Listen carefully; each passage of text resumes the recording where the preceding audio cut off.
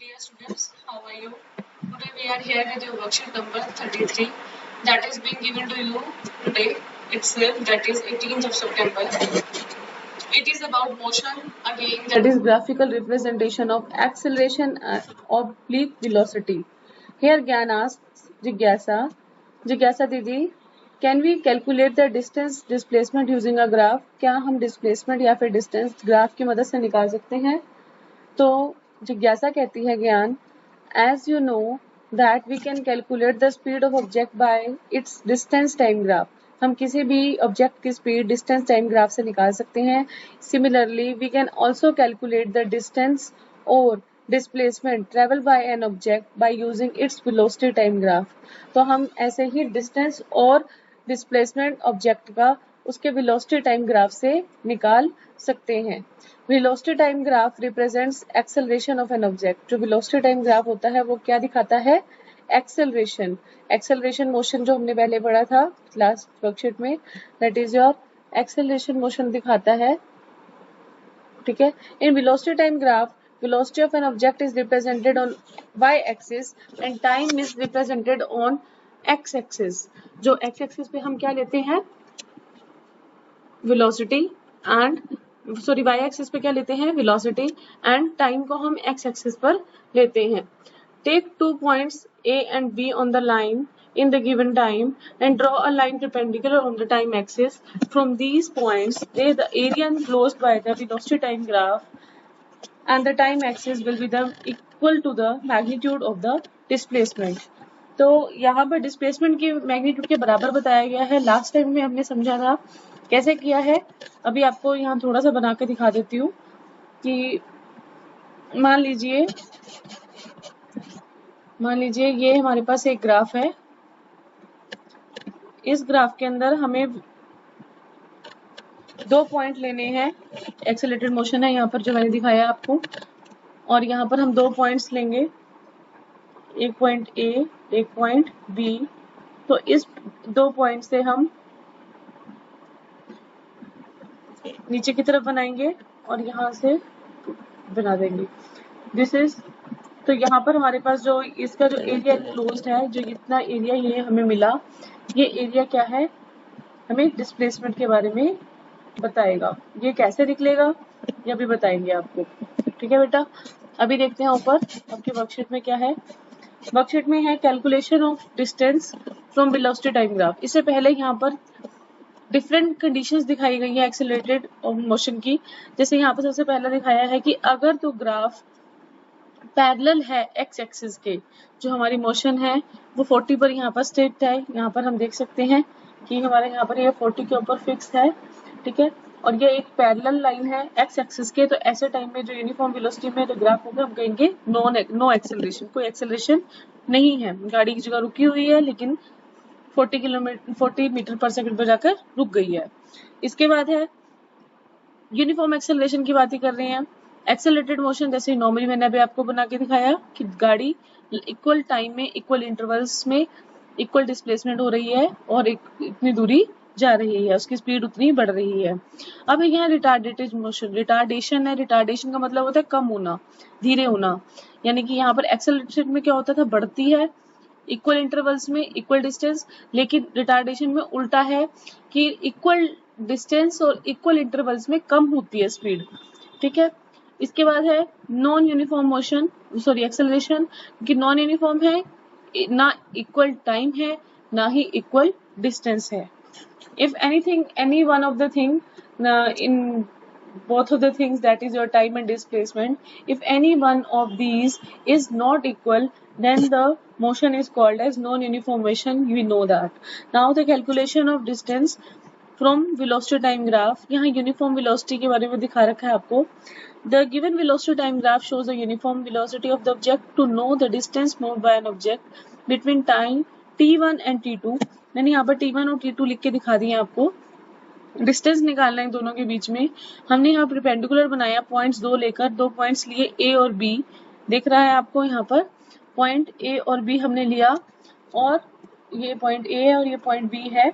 हमने इससे corresponding parallel lines बनाई हैं y एक्सिस के, जो पॉइंट T1 और T2 पे दिख रही हैं. और रेक्टेंगल बन गया हमारे पास ABCD।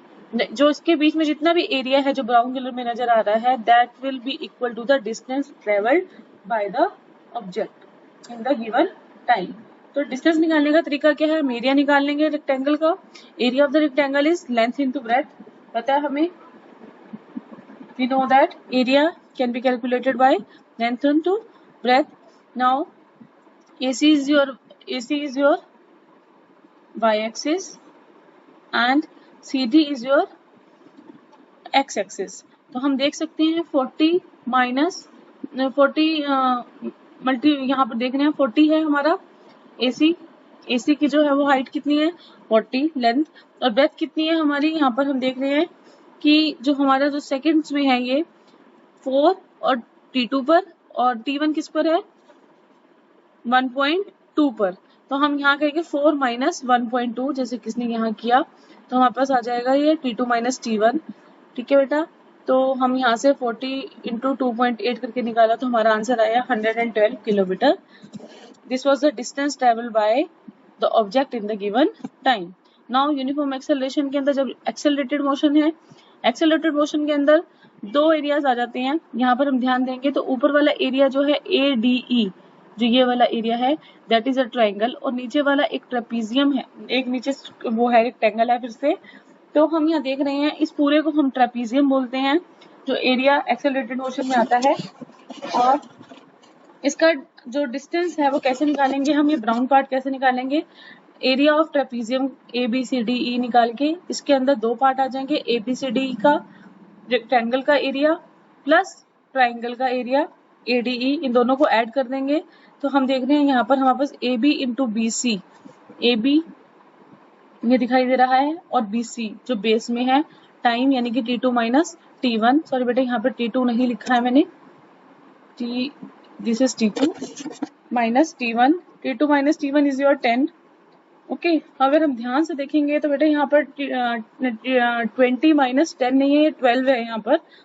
ठीक है बेटा, BC में यहाँ पर 12 पर है और ये 10 पॉइंट से थोड़ा सा 2 नंबर आगे है, तो हम यहाँ पर 12 लेंगे इसको।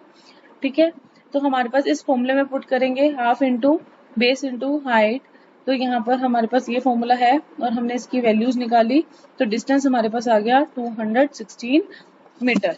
तो ये तरीका होता है कि हम किसी भी एक्सेलरेटेड मोशन या फिर किसी भी यूनिफॉर्म वेलोसिटी वाले ग्राफ से या वेलोसिटी टाइम ग्राफ से हम डिस्टेंस ट्रेवल निकाल सकते हैं।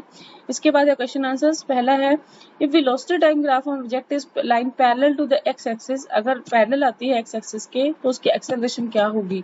तो हमें पता है यहाँ पर ये देख रहे हैं आप कि जब पैरेलल आती है तो यहाँ पर एक्सेलरेशन 0 होती है, तो हम यहाँ बोल देंगे क्योंकि यहाँ पर क्या है पैरेलल है एक्स एक्सिस के, तो हम यहाँ बोल देंगे 0।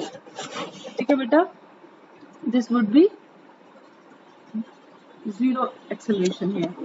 Calculate the distance traveled by the object between 2 to 3 seconds in the given velocity time graph। यहाँ velocity time graph गया उसने 2 से लेकर 3 के बीच में हमें लेने के लिए डिस्टेंस ट्रेवल निकालने के लिए बोला है। तो हम वैसे ही यहाँ पर पॉइंट A और B लेंगे जैसे हमने पहले ऊपर इस एग्जाम्पल में देखा है। ठीक है, अब यहाँ पर हमारे को हम नीचे की तरफ मैंने करके दिखाया आपको, मैं करके दिखाती हूँ। यहाँ मैंने फॉर्मूलाज लिख के दिखाया है रेक्टेंगल का निकालने का क्या होता है। तो अब इसके बाद क्वेश्चन नंबर 2, डिस्टेंस ट्रेवल। यहाँ देख सकते हैं मैंने डायग्राम बना दिया है, फिगर दोबारा बना दी है। इस फिगर के अंदर हम देख पा रहे हैं कि जो ABCD ही है ये एक ट्रेपीजियम है। इस ट्रेपीजियम का एरिया निकालने से हमें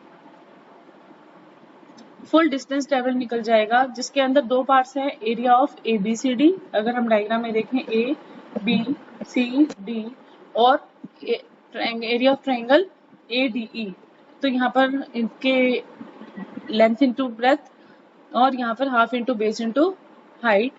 तो हमें पता है यहाँ पर half into base into height करके आ जाएगा हमारा। ठीक है, तो यहाँ पर है AB क्या है 8, आपको दिखाई दे रहा होगा कि AB जो है वो 8 के बराबर है। ठीक है, और जो BC है, BC अगर हमें पता है यहाँ 3 है या 2 है, तो 3 माइनस 2 कितना होता है 1, ये 3 माइनस 2 करके आया है, और हाफ इंटू बेस क्या है, फिर से 1 जो हमारा 3 - 2 करके आया है, और इसके बाद हाइट यानी कि 4, हमें 4 दिखाई दे रही है DE की हाइट, तो कैसे 12 - 8, तो यहाँ से हमारा 4 आया आंसर।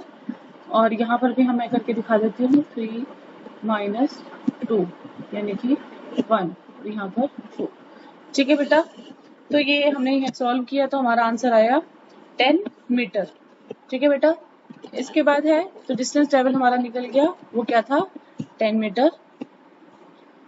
ठीक है बेटा, इसके बाद है which physical quantity is represented by the slope of the velocity time graph, acceleration is represented by, यहाँ लिखा है रिप्रेजेंट वेलोसिटी टाइम ग्राफ जो होता है एक्सेलरेशन डिपिक्ट करता है, यहाँ दिखाई दे रहा है आपको।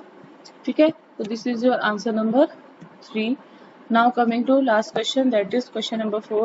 Draw velocity time graph for accelerated motion and retarded motion of an object. तो बेटा this is your answer number 4.